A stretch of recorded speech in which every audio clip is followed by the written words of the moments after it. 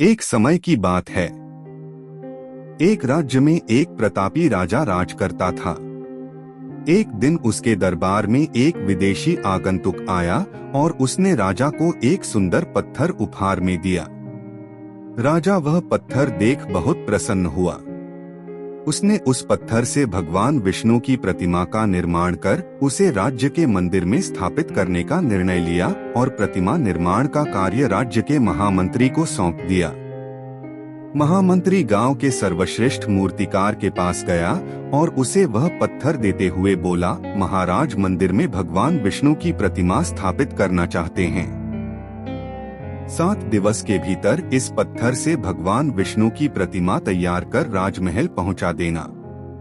इसके लिए तुम्हें 50 स्वर्ण मुद्राएं दी जाएंगी।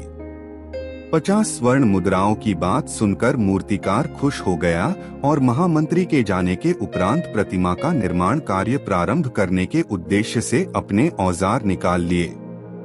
अपने औजारों में से उसने एक हथौड़ा लिया और पत्थर तोड़ने के लिए उस पर हथौड़े से वार करने लगा, किंतु पत्थर जस का तस रहा।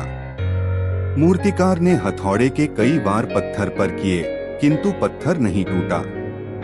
50 बार प्रयास करने के उपरांत मूर्तिकार ने अंतिम बार प्रयास करने के उद्देश्य से हथौड़ा उठाया, किंतु यह सोचकर हथौड़े पर प्रहार करने के पूर्व ही उसने हाथ खींच लिया कि जब 50 बार वार करने से पत्थर नहीं टूटा तो अब क्या टूटेगा।